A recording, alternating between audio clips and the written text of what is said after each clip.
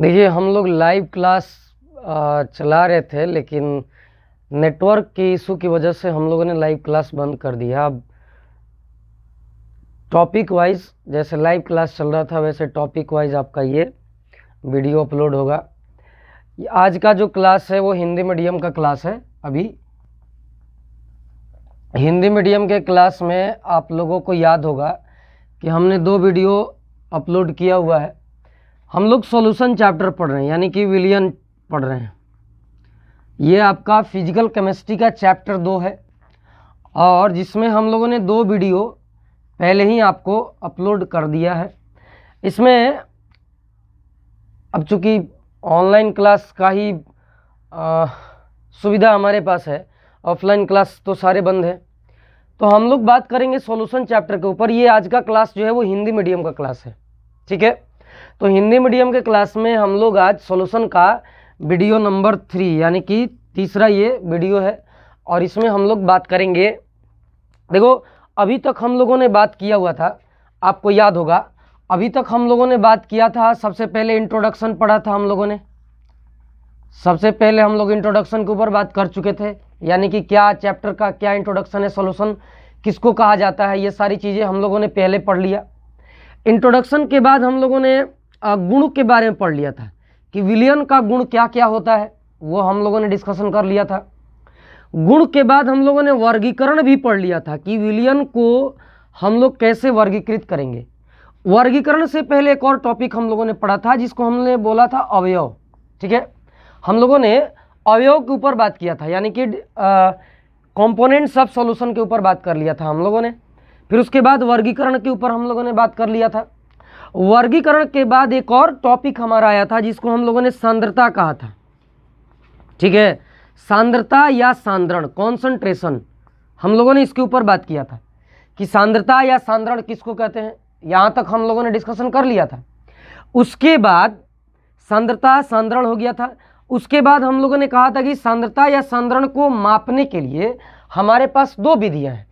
एक पहली जो विधि है वो भौतिक विधि है, यानी इसको हम लोग कहते हैं फिजिकल मेथड, एक भौतिक विधि, और दूसरा हमारे पास रासायनिक विधि जिसको हम लोग कहते हैं क्या, केमिकल मेथड।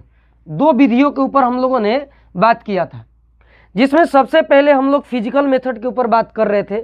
फिजिकल मेथड में हम लोगों ने बात किया था, देखो, द्रव्यमान प्रतिशत। किसके ऊपर बात किया था हम लोगों ने, द्रव्यमान प्रतिशत के ऊपर बात किया था, ठीक है। इसको हमने कहा था W/W%, ठीक है। द्रव्यमान प्रतिशत यानी कि W/W% के ऊपर हम लोगों ने बात किया था। अगला जो टॉपिक था हमारा, चूंकि हम लोगों ने इसके ऊपर डिस्कशन नहीं किया है हिंदी मीडियम वाले बैच में, वो है हमारा आयतन प्रतिशत, ठीक है। हम लोग जो अगला टॉपिक डिस्कशन करने वाले हैं वो हमारा क्या है, आयतन प्रतिशत, यानी कि V/V%। तो यहाँ तक हम लोग बात कर लिए थे, यानी द्रव्यमान प्रतिशत तक हम लोग बात कर लिए थे। यहाँ तक ये सारे टॉपिक हम लोगों ने क्लियर कर लिया था पिछले क्लास में, यानी जितना वीडियो अभी तक आपने देखा है तो उसमें हम लोग यहाँ तक बात कर चुके थे। अगला हमारा जो टॉपिक है वो है हमारा आयतन प्रतिशत, यानी कि अब हम लोग आयतन प्रतिशत के ऊपर बात करने वाले हैं। तो आइए शुरू करते हैं हम लोग आयतन प्रतिशत, और उसके आगे हम लोग बात करेंगे। जहाँ भी डाउट होगा आप लोग बिल्कुल कमेंट सेक्शन में बताएंगे, या आपको अगर कहीं भी दिक्कत होगी तो आप इसको पूछ सकते हैं बिल्कुल। तो आप लोग नीचे में स्टार देंगे, और स्टार देंगे, टॉपिक देंगे मेरे भाई आयतन प्रतिशत। हमारा अगला टॉपिक क्या है, आयतन प्रतिशत, यानी इसको कहते हैं हम लोग वॉल्यूम परसेंट। इसको शॉर्टकट में V/V% भी कहते हैं। टॉपिक दिया जाए आयतन प्रतिशत।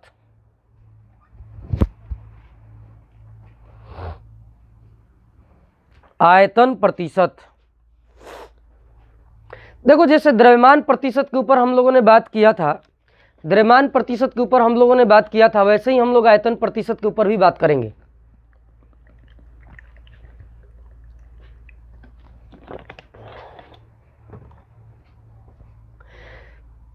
आपको याद होगा कि द्रव्यमान प्रतिशत में हमने कहा था कि यदि मान लो कि हमारे पास 100 ग्राम कोई विलयन है। हमने कहा था कि यदि हमारे पास मान लेते हैं कि 100 ग्राम कोई विलयन है, तो उस 100 ग्राम विलयन में कितना आपका विलेय घुला हुआ है, वो भी किस में, ग्राम में। तो आपने इस पे डिस्कशन किया था कि 100 ग्राम विलयन में घुली हुई विलेय की मात्रा, वो भी किस में, ग्राम में। तो जो ग्राम में विलेय की मात्रा घुली हुई है ना, उसी को हम लोग कहते हैं क्या, द्रव्यमान प्रतिशत, यानी W/W%। याद होगा आपको। तो उसी तरीके से जब आयतन प्रतिशत की बात की जाएगी, ध्यान से देखिएगा, उसी तरीके से यदि आयतन प्रतिशत की बात की जाएगी तो आयतन प्रतिशत का मतलब क्या होगा, आयतन। यहाँ पे इसका मतलब है कि अगर हमारे पास कोई विलयन है कितना, 100 ml, यानी कि हमारे पास 100 ml विलयन है, उस 100 ml विलयन में कितना आपका विलेय घुला हुआ है, यानी वो भी विलेय कैसा, ml में, मिलीलीटर में। यानी 100 ml विलयन में घुली हुई विलेय की मात्रा को, वो भी किस में, ml में, को हम लोग क्या कहते हैं, आयतन प्रतिशत कहते हैं। अर्थात यहाँ पे हम लोग इसका अगर डेफिनेशन लिखना होगा, परिभाषा लिखनी होगी, तो हम लोग ऐसे लिख सकते हैं कि किसी विलयन के प्रति 100 ml मात्रा में घुले हुए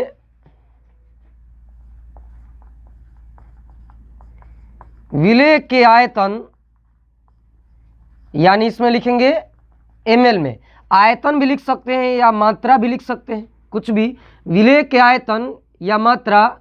ऐसे हमारे पास किसी विलयन के प्रति 100 ml मात्रा में, मात्रा मतलब कि आयतन में घुले हुए विलेय के आयतन को द्रव्यमान प्रतिशत, यानी आप यहाँ पे लिख सकते हैं V/V%, द्रव्यमान प्रतिशत कहा जाता है। आसान है यहाँ पे। अब देखो मैंने क्या कहा कि हमारे पास 100 ml विलयन है, यानी प्रति 100 ml विलयन में अगर हमारे पास 100 ml विलयन है तो उसमें आपका विलेय कितना घुला हुआ है, विलेय का ml में कितना मात्रा उसमें घुला हुआ है, वही हमारा क्या कहलाएगा, आयतन प्रतिशत कहलाएगा। आसान है, बिल्कुल सिंपल है। तो आप ऐसे कह सकते हो कि किसी विलयन के प्रति 100 ml मात्रा में, कितने में, तो 100 ml मात्रा में घुले हुए विलेय के आयतन को द्रव्यमान प्रतिशत कहा जाता है। आयतन की जगह आप यहाँ पे ये भी लिख सकते हो मात्रा को, यानी कि कितनी मात्रा, वो भी किस में, ml में, किसकी, तो विलेय की, किस में, तो 100 ml में, प्रति 100 ml में, किसके प्रति 100 ml में, तो विलयन के। यानी किसी विलयन के प्रति 100 ml में हमारा विलेय कितना घुला हुआ है, यानी उसका कितना ml में मात्रा घुला हुआ है, उसी को हम लोग उसका क्या कहेंगे, आयतन प्रतिशत, यानी कि V/V% के नाम से उसको हम लोग क्या करते हैं, जानते हैं। अब यहाँ पे देखो, अगर मैं पूछूं, अर्थात यहाँ पे मैं अगर फॉर्मूला लिखूं, अर्थात V/V% बराबर, यानी आयतन प्रतिशत बराबर क्या होगा, तो यहाँ पे आप सिंपली लिख सकते हैं कि विलेय का आयतन, वो भी किस में, ml में, विलेय का आयतन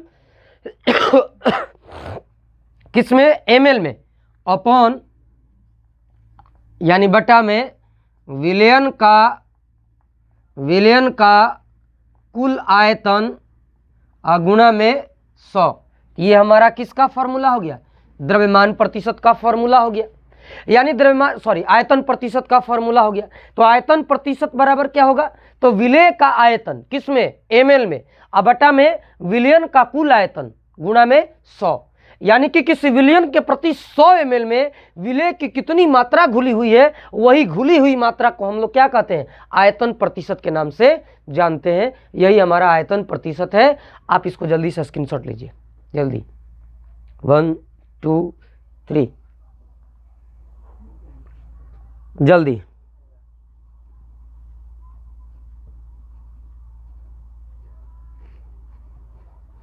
जल्दी जल्दी जल्दी, 1 2 3 स्क्रीनशॉट ले लीजिए जल्दी, 1 2 3, 1 2 3, 1 2 3, हो गया। चलिए आगे बढ़ते हैं। अब हम लोग समझते हैं थोड़ा सा, है ना, थोड़ा सा। अब इस पे हम लोग एक एग्जाम्पल बात करते हैं, ठीक है ना। एक एग्जाम्पल पे बात करते हैं। मान लो कि मैं कहूँ कि हमारे पास यहाँ पे 15% V/V इथेनॉल विलयन है। यहाँ पे अगर मैं एग्जाम्पल पे बात करूं कि हमारे पास 15% V/V यानी कि आयतन प्रतिशत इथेनॉल विलयन है, इथेनॉल विलयन है, तो इसका क्या मतलब है, इसका क्या मतलब है? तो इसका सीधे मतलब है कि 15% V/V है, वो भी किसका, इथेनॉल विलयन है। तो इसका मतलब कि हमारे पास यहाँ पे विलयन कितना है, तो विलयन है हमारे पास 100 ml। ये तो क्लियर है ना। V/V का मतलब क्या कि 100 ml विलयन में, प्रति 100 ml विलयन में आपका कितना विलेय घुला हुआ है। तो यहां सबसे पहले देखो विलयन कितना होगा, 100 ml। ये तो कंफर्म हो गया कि हमारे पास विलयन कितना है, 100 ml है। तो अगर 100 ml विलयन है यहाँ पे, तो 100 ml विलयन में परसेंटेज कितना है V/V किस इथेनॉल का, कितना, 15। इसका मतलब कि 100 ml में आपका जो विलेय है, विलेय का मतलब क्या, इथेनॉल, इथेनॉल कितना है, 15%। तो 15% का मतलब क्या कि 100 ml का 15%, 100 ml का 15% यानी 15 ml, 100 ml का 15% यानी कि 15 ml। इसका मतलब क्या होगा कि हमारे पास जो विलायक होगा, हमारे पास जो विलायक होगा, मान लेते हैं कि यहाँ विलायक के रूप में कौन है, H2O है।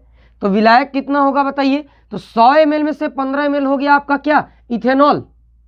तो विलायक हमारा जो रेस्ट जो बचा, क्योंकि विलयन में 2 अवयव, एक विलेय दूसरा विलायक, तो विलेय हमारा कितना हो गया 15 ml, विलयन कितना है 100 ml।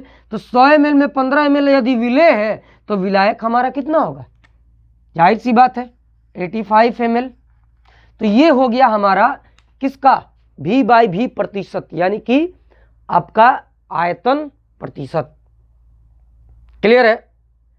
चलिए और स्क्रीनशॉट लीजिए जल्दी, 1 2 3, जल्दी से लीजिए, 1 2 3, 1 1 2 3, 1 2 3। चलिए हो गया।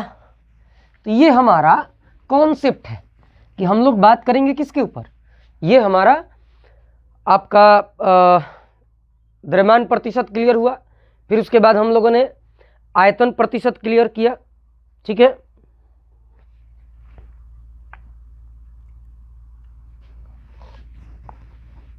एक क्वेश्चन आप लोगों को दे देते हैं। जैसे मान लो हमारे पास है 35%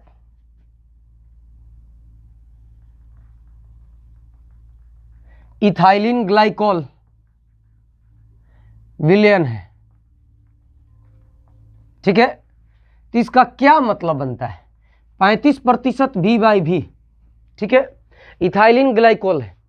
तो इसका मतलब क्या बनता है, इस क्वेश्चन का क्या मतलब बनता है, आप थोड़ा सा इसको समझाएं और कमेंट सेक्शन में इसका जवाब दें। क्लियर है। क्वेश्चन उतार लिए, क्वेश्चन उतार लिए। चलिए मिलते हैं अगले टॉपिक।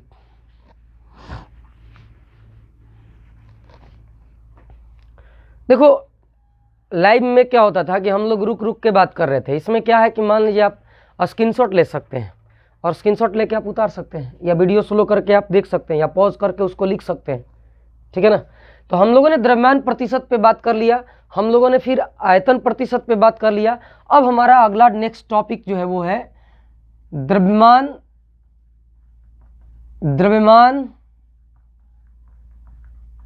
आयतन प्रतिशत, द्रव्यमान आयतन प्रतिशत यानी mass volume percent, mass volume percent. इसको हम लोग शॉर्टकट में मेरे भाई W/V% भी कहते हैं। तो टॉपिक दीजिए द्रव्यमान आयतन प्रतिशत यानी कि मास वॉल्यूम परसेंट यानी W/V%। अब देखो इसमें बहुत आसान है, समझना है थोड़ा सा। द्रव्यमान आयतन प्रतिशत, सीखना क्या है इसमें, ध्यान से देखो। टॉपिक यदि आपने दे दिया द्रव्यमान आयतन प्रतिशत, यानी द्रव्यमान किसमें, द्रव्यमान किसमें, तो आयतन में। द्रव्यमान किसमें, तो आयतन में। तो आयतन में का मतलब क्या, द्रव्यमान घुला हुआ है किसमें, आयतन में। तो इसका मतलब है कि यहाँ पे जो द्रव्यमान है वो इसमें घुला है, तो इसका मतलब द्रव्यमान यहाँ विलेय होगा और आयतन किसका होगा, विलायक का या विलयन का। तो यहाँ पे आपको ध्यान देना होगा कि आयतन को हम यहाँ पे किस में लेंगे, मिलीलीटर में, और द्रव्यमान को किस में लेंगे, ग्राम में। यानी कि विलेय का द्रव्यमान विलयन के ml आयतन में कितना घुला हुआ है। क्लियर है, इसी को हम लोग क्या कहेंगे, द्रव्यमान आयतन प्रतिशत। तो टॉपिक दीजिए जल्दी से, यहां पे हम लोग इसको डिस्कस करेंगे। जैसे मान लो हमारे पास अगर लिखना होगा, इसका मतलब है कि मान लो हमारे पास 100 ml, हमारे पास जो विलयन है, ध्यान से देखना बउआ, हमारे पास जो विलयन है, हम मान लेते हैं कि हमारे पास 100 ml विलयन है। तो इस 100 ml विलयन में आपका कितना विलेय, वो भी किस में, ग्राम में घुला हुआ है ना, उसी को हम लोग उसका द्रव्यमान आयतन प्रतिशत कहेंगे। जैसे मान लो अगर हम कहें तो ऐसे इसको लिख सकते हैं, इसका डेफिनेशन कि किसी विलयन के प्रति 100 ml आयतन में घुले हुए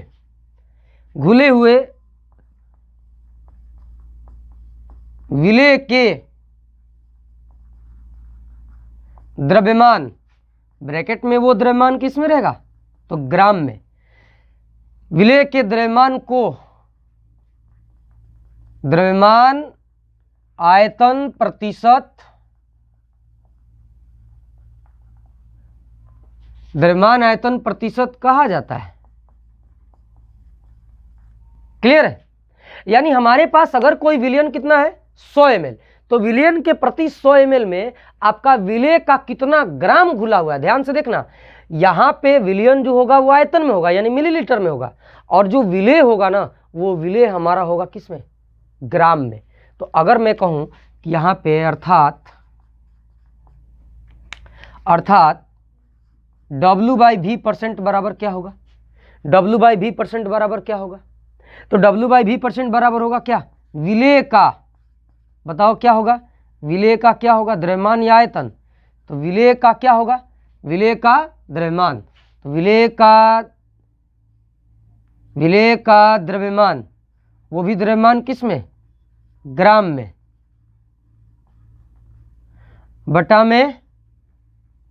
बटा में क्या हो जाएगा, विलयन का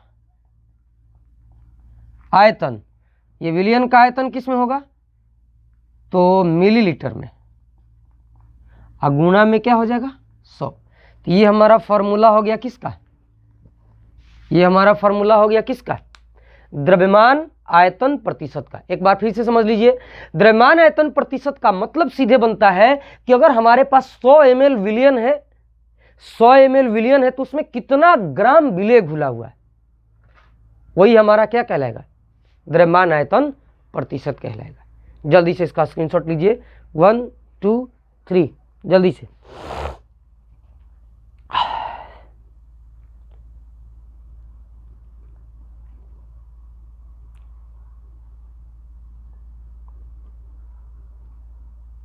जल्दी कीजिए, हो गया 1 2 3।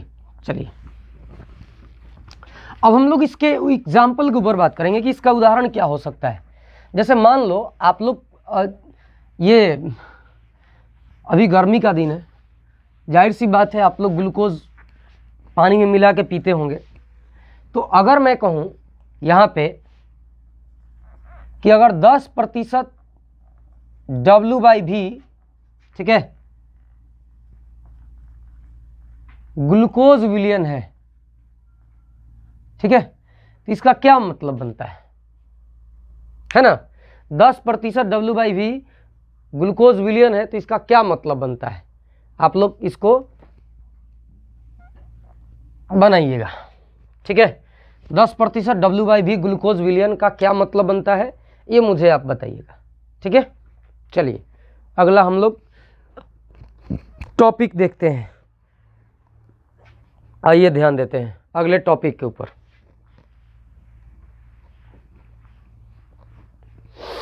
हम लोग इन सभी टॉपिक के ऊपर जो जो जैसे हम लोग पढ़ रहे हैं उन सब पे हम लोग न्यूमेरिकल करेंगे, क्वेश्चन करेंगे इसके ऊपर। जितना इसका एनसीईआरटी का या आपका बोर्ड लेवल का जितना क्वेश्चन होगा सारे क्वेश्चन के ऊपर हम लोग डिस्कशन करेंगे इसमें। अगला हमारा टॉपिक है मेरे भाई, ध्यान से देखिएगा, अगला हमारा टॉपिक है, इसको हम लोग कहते हैं पार्ट्स पर मिलियन, शॉर्टकट में इसको हम लोग कहते हैं पीपीएम।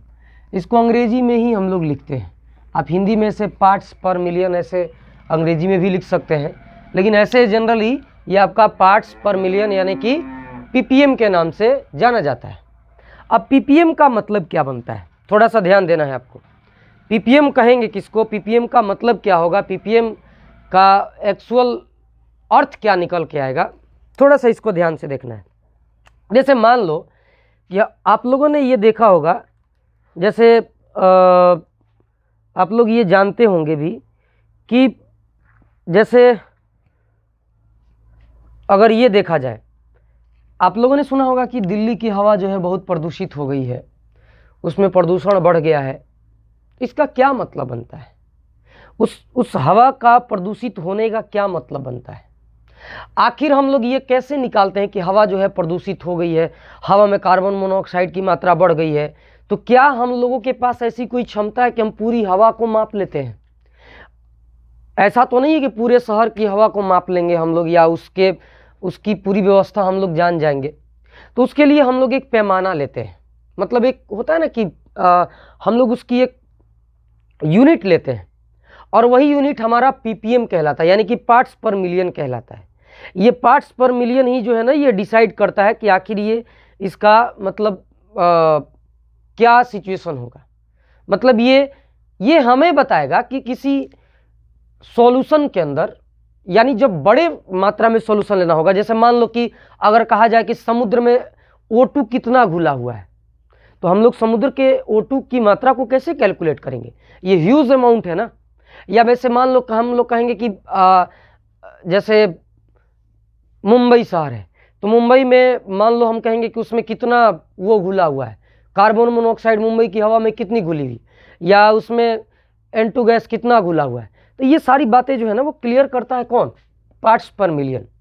यानी ये पार्ट्स पर मिलियन का मतलब होता है कि 10 के पावर 6 भाग में, मान लो कि हमारे पास अगर कोई विलियन है, ध्यान से देखना, हमारे पास अगर कोई विलियन है और विलियन का कितना हिस्सा है, तो 10 के पावर 6 भाग है, तो किसी विलियन के 10 के पावर 6 भाग में हमारा कितना विलय, यानी कि 10 के पावर 6 भाग अगर हमारा विलियन है, तो उस 10 के पावर 6 भाग विलियन में हमारा विलय कितना घुला हुआ है, यानी the amount of solute dissolve in पर 10⁶ पार्ट ऑफ द सॉल्यूशन। यानी कि 10 के पावर 6 भाग विलियन में, विलियन यहाँ पे कितना है, 10 के पावर 6 भाग है, तो 10 के पावर 6 भाग विलियन में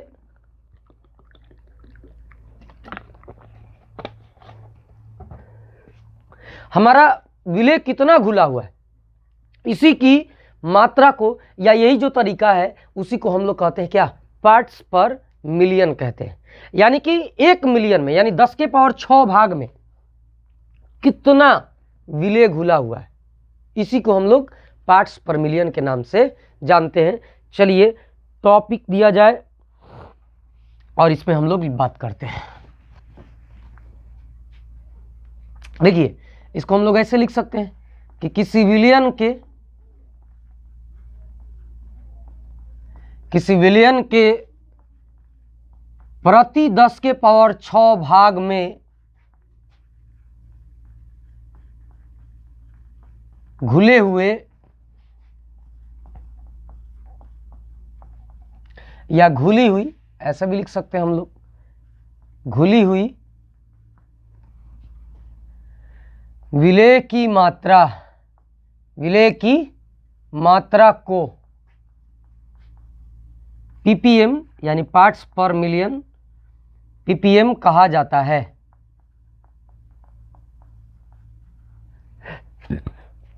यानी हमारे पास विलियन कितना रहेगा, 10 के पावर 6 भाग, 10 के पावर 6 भाग, और उसमें आपका कितना विलेय घुला हुआ है उसी को हम लोग क्या कहेंगे, पार्ट्स पर मिलियन। क्लियर है? चलिए जल्दी से इसका स्क्रीनशॉट ले लीजिए।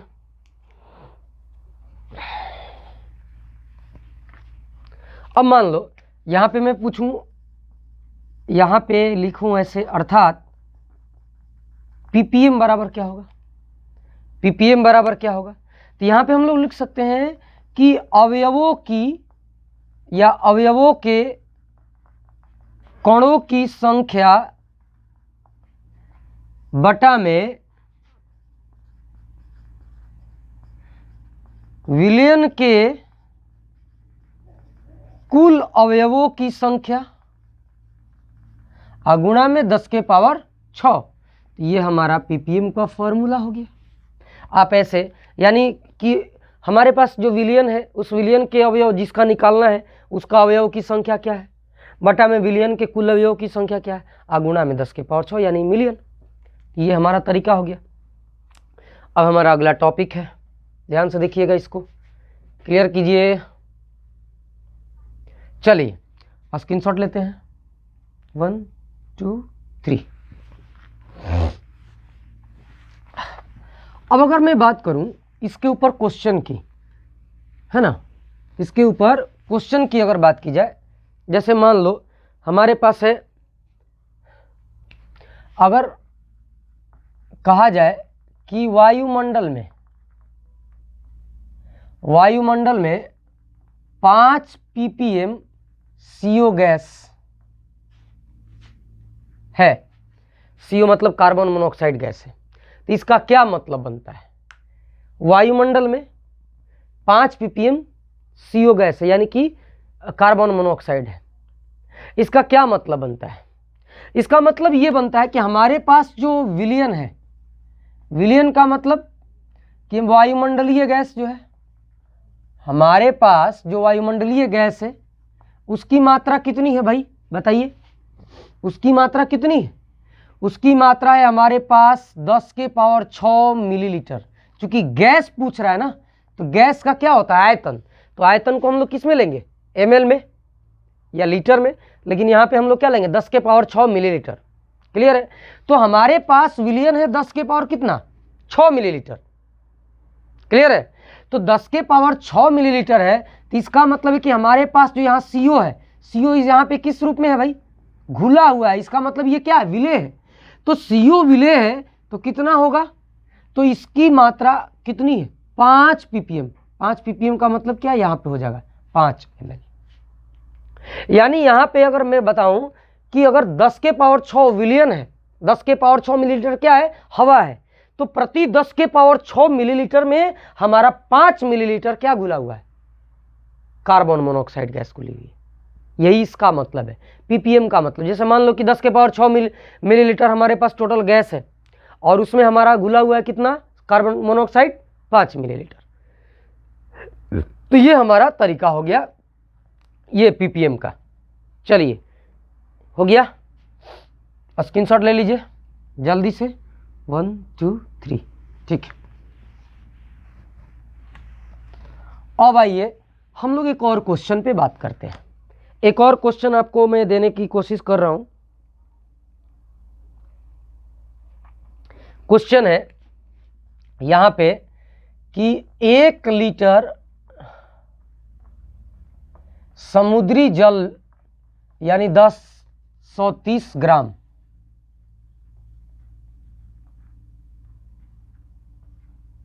ठीक है, 1 लीटर समुद्री जल यानी 130 ग्राम में 6 गुणा 10 के पावर 3, 6 गुणा 10 के पावर -3 ग्राम O2 घुला है, ठीक है ना। तो O2 का ppm ज्ञात करें। अब यहां पे थोड़ा सा ध्यान देना आपको कि अगर हमारे पास समुद्री जल है कितना प्रति 1 लीटर, तो 1 लीटर यानी कितना ग्राम, इतना ग्राम में कितना ग्राम O2 घुला हुआ है, तो 6 गुणा 10 के पावर -3 ग्राम O2 घुला हुआ है। तो अगर उतना घुला हुआ है तो उसका क्या निकालना है, हमें ppm निकालना है, यानी पार्ट्स पर मिलियन निकालना है। इसको निकाल के आप कमेंट सेक्शन में जवाब देंगे कि कितनी मात्रा इसकी आएगी, यानी O2 का ppm कैसे निकालेंगे। हमने ppm का फॉर्मूला आपको दे दिया है, आप उसके द्वारा ppm आसानी से निकाल सकते हैं। चलिए अगला हमारा टॉपिक आता है, यहाँ इसको हम लोग मिटा रहे हैं, ठीक है। 1 2 3 स्क्रीनशॉट ले लीजिए जल्दी। तो ये हमारे टॉपिक हो रहे हैं क्लियर। जहाँ जिसको डाउट होगा बिल्कुल पूछेंगे, ठीक है। तो आइए हम लोग आगे बात करते हैं अगले टॉपिक पे, और अगला टॉपिक हमारा है मोल प्रभाज। क्या है, मोल प्रभाज, यानी हम लोग इसको कहते हैं मोल फ्रैक्शन, हम लोग इसको कहते हैं मोल फ्रैक्शन, ठीक है। आइए ध्यान देते हैं, टॉपिक दीजिए मोल फ्रैक्शन।